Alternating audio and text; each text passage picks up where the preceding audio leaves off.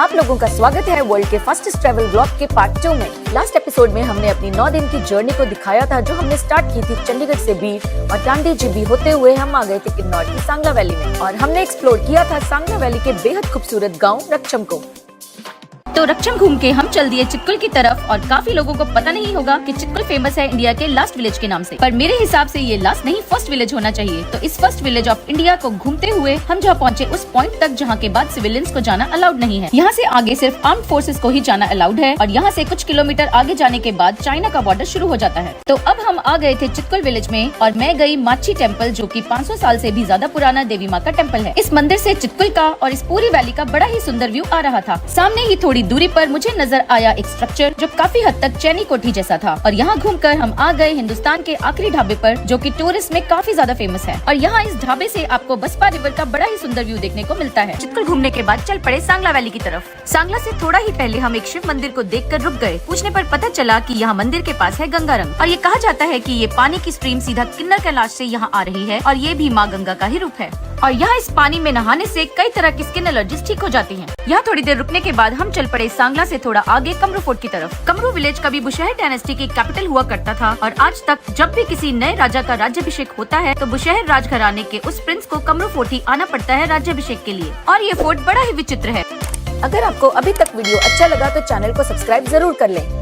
थोड़ी पर थका देने वाली चढ़ाई के बाद हम पहुंच गए एक सुंदर से गेट के बाहर। अंदर जाने पर पता चला कि यहाँ है श्री बद्री विशाल जी का टेम्पल और यही वो जगह है जहाँ बुशहर डायनेस्टी के न्यू किंग्स का राज्याभिषेक हुआ करता है। कहा जाता है कि श्री कृष्ण भगवान के बेटे प्रद्युम्न का राज्याभिषेक भी यही हुआ था। यहाँ से थोड़ा और ऊपर जाने पर आता है कमरू फोर्ट। ये 7 मंजिला फोर्ट कई सदियों पुराना है। कहा जाता है कि इस फोर्ट को भगवान बद्रीनाथ जी ने खुद बनाया था और इस फोर्ट में 33 करोड़ देवी देवताओं का वास है। कमरू फोर्ट में ही है इंडिया का दूसरा कामाख्या देवी टेम्पल। यहाँ असम से माता कामाख्या जी का अंश इलाके स्थापित किया गया था सदियों पहले और मौसम साफ होने पर आप यहाँ से किन्नर कैलाश की बैक साइड के दर्शन भी कर सकते हैं। तो सांगला चितकुल घूमने के बाद हम चल पड़े अपनी अगली डेस्टिनेशन रिकांगपिओ की तरफ। रिकांगपिओ की नॉर्थ डिस्ट्रिक्ट का हेडक्वार्टर भी है और यहाँ पहुंचकर हम निकल पड़े रिकांगपिओ को एक्सप्लोर करने और सीधा गए ब्रेलिंगी मोनेस्ट्री को विजिट करने।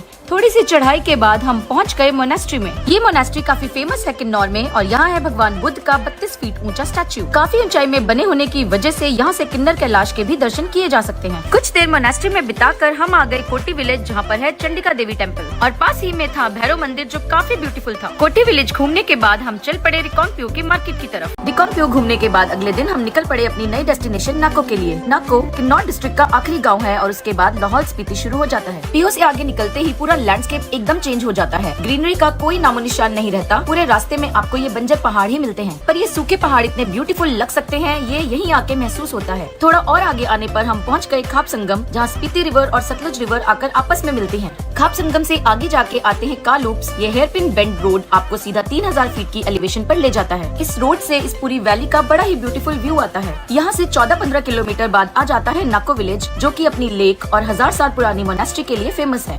कुछ चाय की चुस्कियों के बाद हम निकल पड़े नाको विलेज को एक्सप्लोर करने। सबसे पहले हम गए नाको मोनेस्ट्री, जो कि 1000 साल से भी पुरानी मोनेस्ट्री है और ये 12000 फीट की ऊंचाई पर बनी है। मोनेस्ट्री के पास ही थी नाको लेक, जो कि नाको का फेमस अट्रैक्शन भी है। तो गांव की गलियों से होकर हम जा रहे थे लेक की तरफ और रास्ते में पुराने घरों को देखकर हम दंग रह गए। यहाँ के ज्यादातर मकान अभी भी पुराने स्टाइल के ही हैं, जो कि अब आपको हिमाचल में बड़ी मुश्किल से देखने को मिलते हैं। किसी हॉलीवुड मूवी के सेट की तरह लग रहे इस गाँव को एक बार घूमकर जरूर देखें। लेक के रास्ते में कुछ छोटी मोनेस्ट्रीज या बुद्ध मंदिर भी आते हैं और उनमें से एक गोम्पा काफी सेक्रेड है यहाँ के लोगों के लिए, जहाँ पर बुद्ध धर्म गुरु पद्म संभवा जी के फुटप्रिंट्स हैं और कहा जाता है कि इन फुटप्रिंट्स पर अगर आप कोई विश मांगकर कॉइन लगाएं और आपका कॉइन वहाँ चिपक जाए तो आपकी विश पूरी हो जाती है। पद्म संभवा जी के टेम्पल के बाद हम आ गए नाको लेक। नाको लेक 12000 फीट की ऊंचाई पर है और ये लेक किन्नौर डिस्ट्रिक्ट की सबसे ऊंची लेक है। इस लेक की यहाँ के स्थानीय निवासियों के लिए काफी अधिक महत्वता है और ये लेक यहाँ के पूजनीय स्थानों में से एक है। कुछ देर यहाँ रुकने के बाद और बोटिंग करने के बाद हम चल दिए वापस, क्योंकि हमें जाना था सामने वाले पहाड़ पर नाको लेक व्यू पॉइंट पर और उसके भी ऊपर बने पुराने स्तूपास को देखने।